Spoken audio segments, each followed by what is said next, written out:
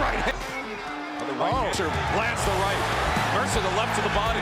Next month, that former champion Larry Holmes is coming out. He's been taking on a lot of fighters as he gets ready for this, but this fight coming up on February 7th is his toughest yet. He's taking on merciless Ray Mercer. It was February 7th, 1992. Larry Holmes walked into Boardwalk Hall in Atlantic City as a 42-year-old former champion nobody wanted to bet on. The odds against him ran 4-1.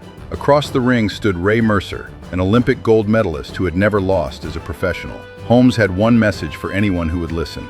If he lost this fight, he was done for good. Mercer had earned that spotlight the hard way. A year earlier, he had knocked out Francesco Damiani for the WBO title, then stopped the undefeated Tommy Morrison in the 5th round. His team saw Holmes as a stepping stone, nothing more, a name to beat on the way to a bigger payday against Evander Holyfield. So Mercer gave up his own title, betting that beating an old man would open that door faster. Holmes had not worn a title in 7 years.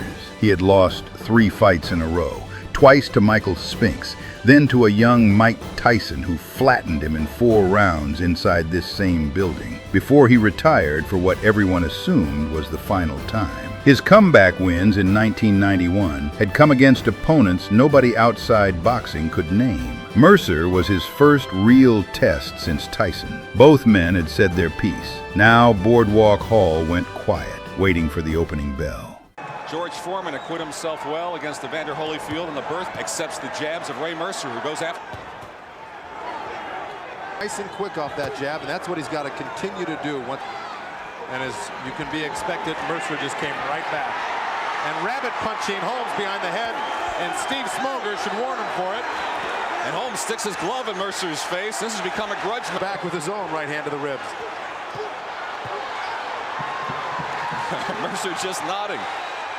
Backwards, and here comes Mercer after Larry Holmes. It looked like Mercer hurt him with a jab and really wobbled Larry Holmes. And still a full 45 seconds remaining in the first round. Holmes already puffing a little bit, but he's throwing a lot of hard punches and a lot of wrestling going on in there. Starting the second round, Holmes, well, he was hammered by a jab and followed by the elbow from Mercer.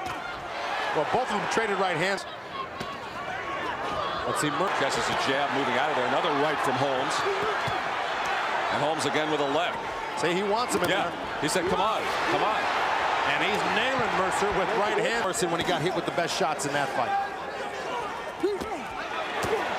And Holmes lands some more as the round comes to a close. From the opening bell, Mercer pressed forward with his jab and hooks. Holmes backed toward the ropes rather than trade in the center of the ring. By round 3, Mercer was landing the cleaner shots. And the crowd, who had paid to watch a legend get retired, was firmly behind him. Holmes kept working behind his jab, picking his spots, refusing the firefight that had ended his last 2 title reigns. All back together and go back to work, and here he goes. Larry Holmes is 42 years old. He may have lost some of his...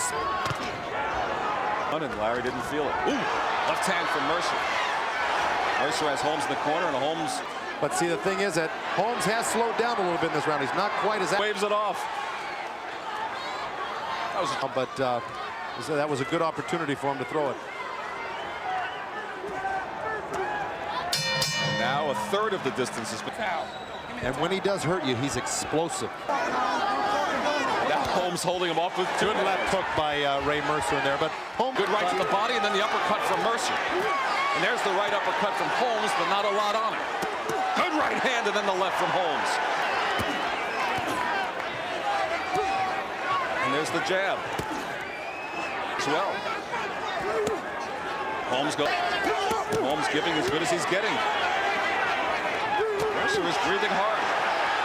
And the crowd now cheering Holmes's combinations through 5 rounds from 42-year-old Larry Holmes. Yep.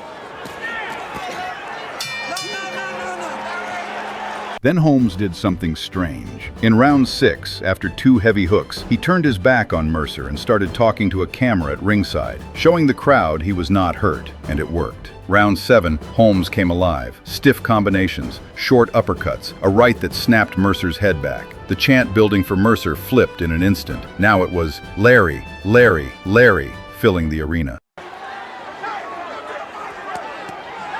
Mercer, strong combination. Well, I'll tell you, Larry Holmes took a right hand and 2 left hooks. And well, what does that tell you? That That's got to tell you that he's buzzed right now from that right hand. Having a fight against Larry Holmes. Threw fewer punches, but like the jab. And another one. His mouth opening a little bit more. What Holmes hopes to not let him do by using all of his smarts and not getting hit with that shot that starts it off.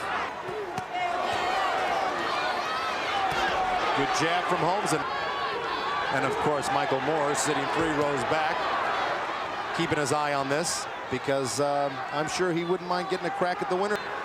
Pulling out all the stops, caught a right hand from Mercer.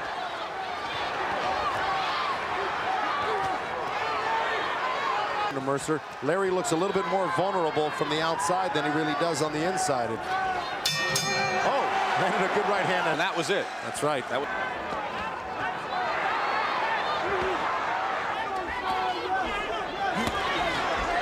Mercer's going to need another miracle knockout after being behind this fight. Holmes gets a couple more jabs from the ex-champion.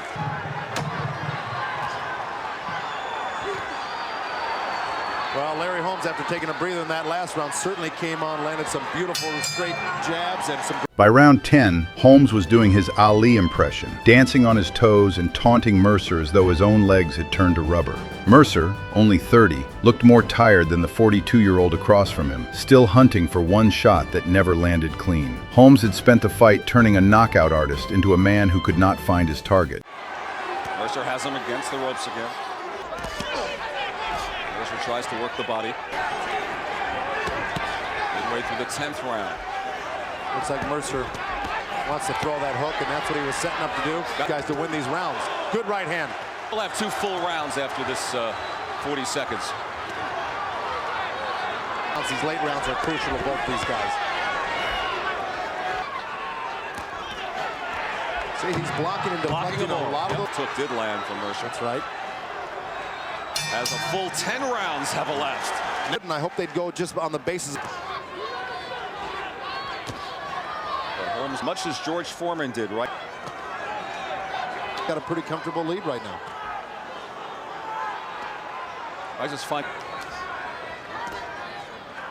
side of a minutes ago in the 11th round.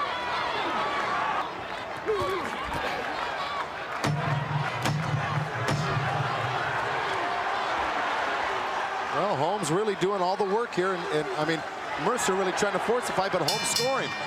Larry Holmes 3 minutes away. Front of the punishment tonight, and here's the last round. To win this fight. Only the judges know. Ducking the punch.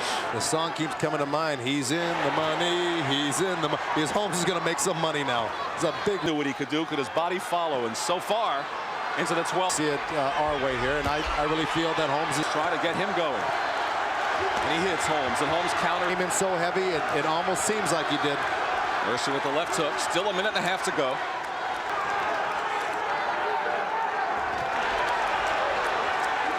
Holmes just...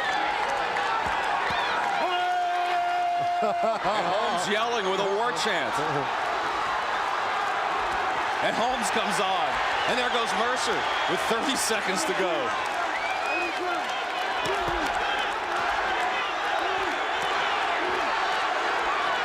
Fighting to the finish. Will be yes. It's a double yes, Len.